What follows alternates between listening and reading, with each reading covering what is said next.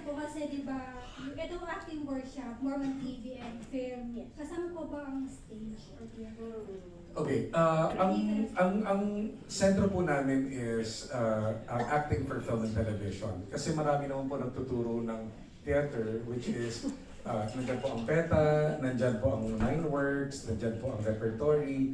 Pero doon sa training namin, hindi namin sinasabi na pang teatro lang, pang theater. Kumbaga yung foundation namin sa introductory, advanced and master class, in all aspect, like you can use this in terms of if you want to act in social media, or you're a blogger, you're acting in whatever platform.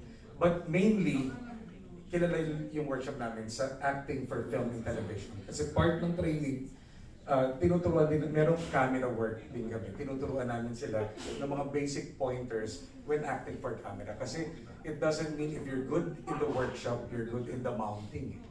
Yung gano'n eh. So inaalalayan din namin sila. More of film and television. Ako, kasi ako galing ako sa teatro. Dahil yun ang tinuturo ko sa UP. Retired na ako ngayon.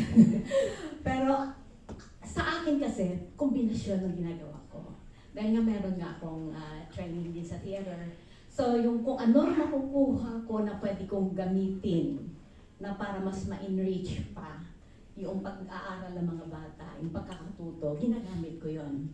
Sa mga exercises na ginagamit ko, yun din ang ginagamit ko kasi pag sa mga theater students ang aking tinuturuan. So sa akin, in my case, kombinasyon siya. Pero ang piniprepare namin talaga dito sa Star Magic Workshops, yung mga kabataan, pag humarap na sa camera. So saan pumapasok yung theater, doon, yung mga pagtuturo na galing naman sa teatro na pag-practices. Yun na lang pagpapalabas ng voice projection kasi problema yon ng mga bagong artista, hindi mailabas ang kanilang mga boses.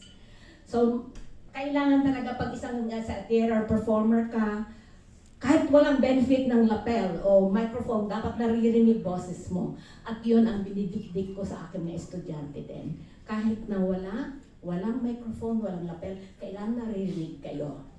So, nagagamit, no? Sa case ko, ginagamit ko at ginagawa ko siyang kombinasyon sa pagtuturo sa mga kabataan, sa mga bulinggi. Actually, the foundation, the Chabak tools, is really for all actors. Writers, directors, even for life. How you're going to approach life. Kaya lang po, yung foundation na yun, yung tools na yun, yun ang what we are training everybody, no, to have. But we specifically, because of television and movies, doon kami nagpo-concentrate. Because that's the students want that. That's exactly where they're enrolling because they want to come out on television and the movies. But yes, the tools can be used even as a theater actor. And also po, may mga challenges pa po ba kayo may experience sa pagtuturo ng kids tsaka po ng adults? Oh, I'm sorry. Mga challenges po na experience. Sa kabataan, alam mo, ang mga bata ito na. Kasi, may mga bata dyan na nag-e-enroll, hindi naman sila ang may gusto. Gusto ng mommy, ng magulang. Kaya yun ang mahirap ngayon kung paano mo sila mag-draw out sa kanilang shell, no, para mag-perform. So talaga namang gagawin mo ang lahat, pagkakajol, pag-praise sa mga areas na magaling sila. Kasi talaga namang hindi yan magbibigay, no? At pag hiningan mo sila ng activity na kailangang gagawin din nila, ang unang reaction nila dyan ayaw. So gagawa ka ngayon ng paraan bilang teacher, paano mo siya ma-draw out of her shell? Paano siya mapag-perform?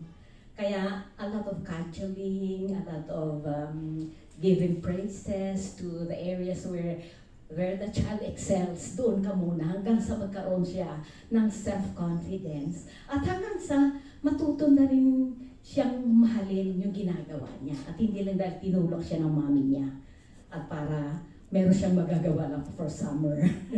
Okay. Actually, depende po sa age. No? You have children, as Director was saying, no? As teachers, we need a lot of patience. And also to be very creative. Why? Because our workshop, especially for children, we have to make it fun for them. while they're learning, they're also having fun. Kasi ang bata po, you cannot put so much knowledge. No? So, yes, it means, it really brings about, mas nakakapagod po talaga ang bata, turuan. No? But then again, they're not as jaded as old people.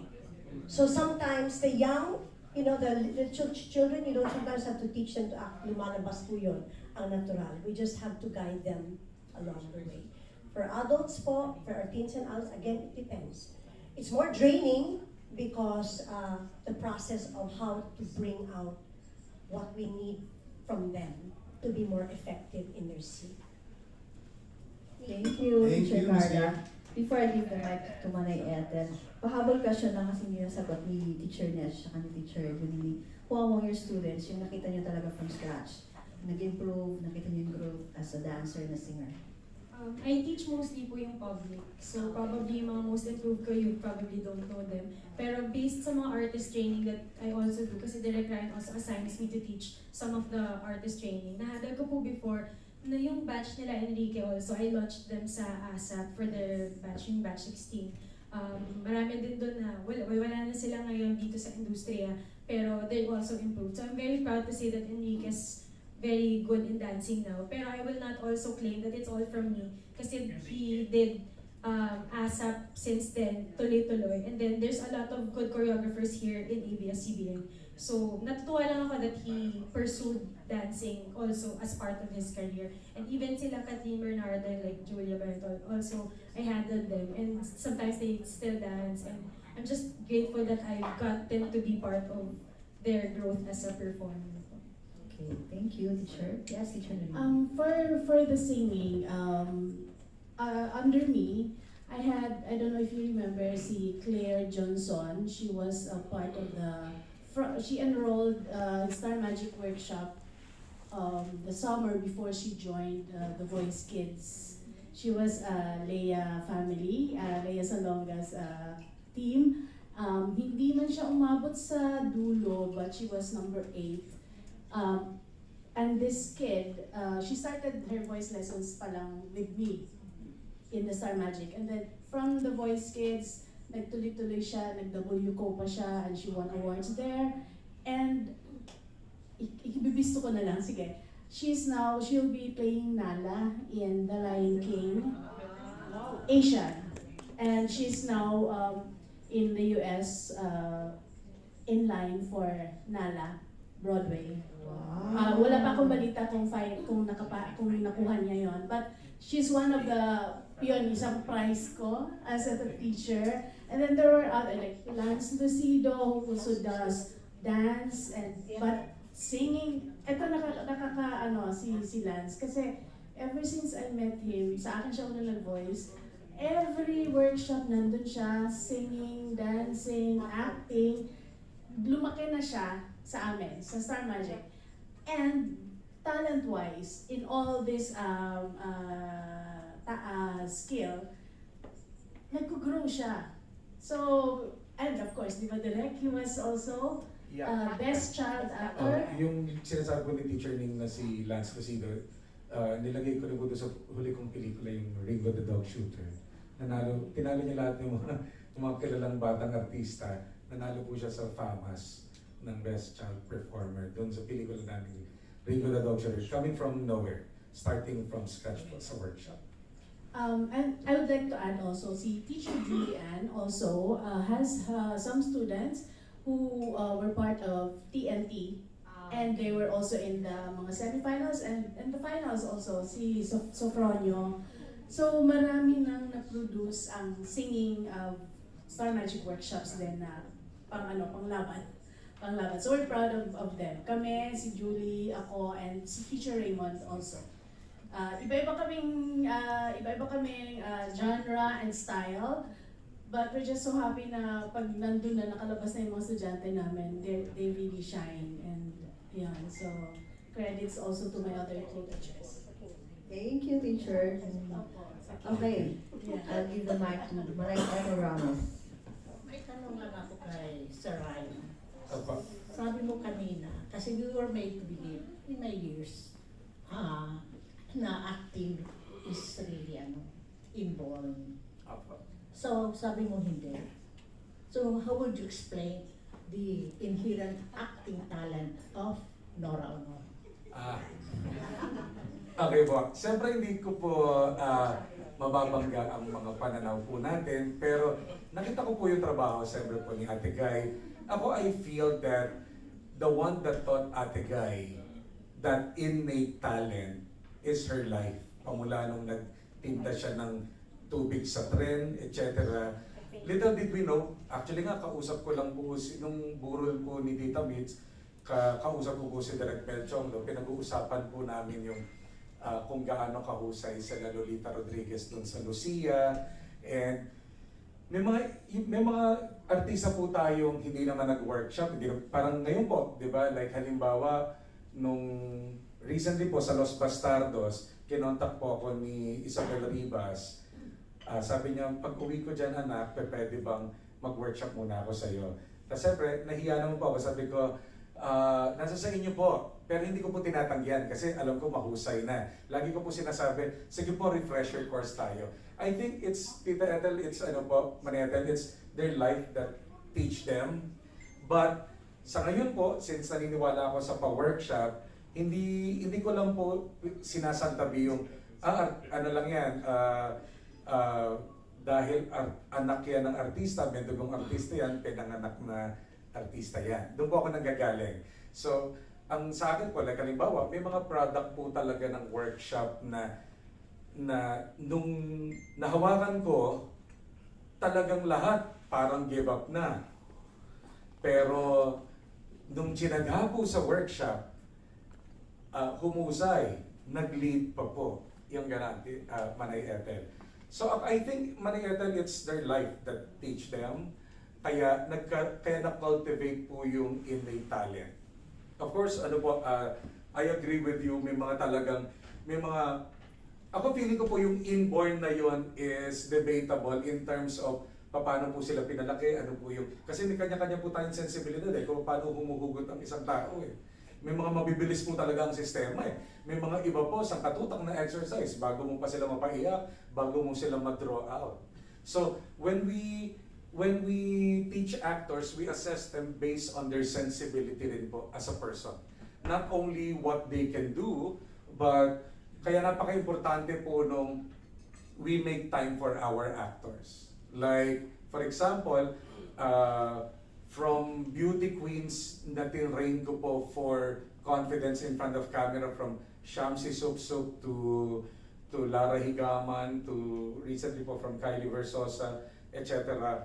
Kanya-kanya po sila ng pinanggagalingan Kanya-kanya pong sensibilidad, kanya-kanya pong paano nyo sila i-draw out based on the talent given na Manay. Pero do you agree na acting runs in the blood?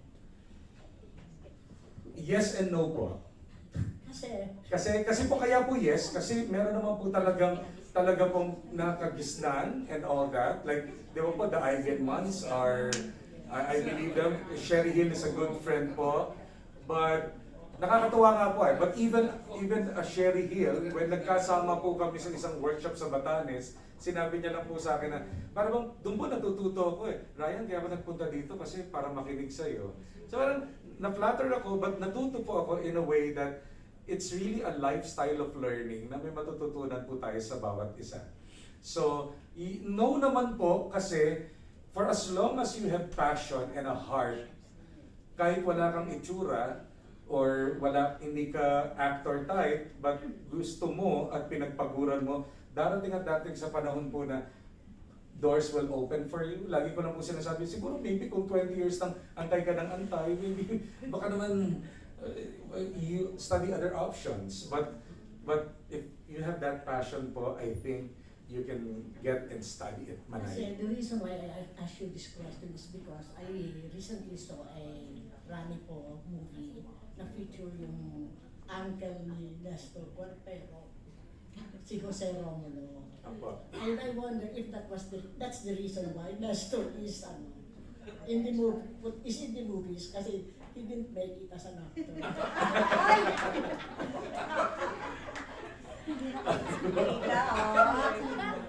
Tita, oh. Nasagot ko naman po, nasagot ko naman. Ang tanong ko ngayon, Opo. why do you allow several of your star magic talents to leave you?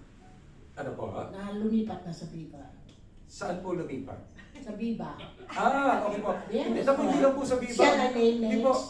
alam niyo, hindi lang po sa Viva. Meron din po sa GMA. Like, halimbawa po, O si- open naman po yun. Like, workshopper ko po dati dito sa public, si Rocco Nasino. And then, hindi niya po natapos. At ang sabi ko po sa kanya, sabi ko, sige, opportunity yan eh. Opportunity knocks once or twice. Sige, go. Tapos, sumikat po siya sa Starstruck. Nakita po kami sa Boracay. Sabi niya, baguhan pa lang po siya noon, top 4. Sabi niya, Direk, pwede ba ako mag-workshop? Sige, total hindi ka pa naman kilala. My hands are tied kapag kilalang artista na ng other network eh. Sabi ko, why not you enroll yourself? Okay, and undergo my public workshop again. Eh since nakapasa na po siya doon, in advance class ko po siya. Nagpaalam po siya kay Lilibet sa kabila. And then, after that po, he received a lot. Pag nag-audition po siya, ang dami niya pong natatanggap na trabaho. And up to now, even to some actors like Mikey ano ba yan? Mikey Quintos of Onanay, and some of the actors, hindi ko po kasi sila ma-prevent na they want to explore kung sino po yung magbubukas. So, they land jobs even to the other network where I'm proud of them kasi they're landing jobs and they're winning awards. Kita at that. Ang last question ko Apa. for you. Since you said na binigyan ka na ng pagkakataon sana ni Mother Lily na mag-direct, na maging artista, why did you choose to be a workshop? A Actually director? po, Which earns more? actually, no, I think it's, Which earns ako sa akin po, it's not about really earning manay. Kasi kung ako tatanungin mo, kung magdadirect ako ng soap opera, I will earn more. But it's the fulfillment eh. Everybody is a director now, having a camera, si direct na siya and all that, but nobody wants to teach in the teaching world, in the teaching profession.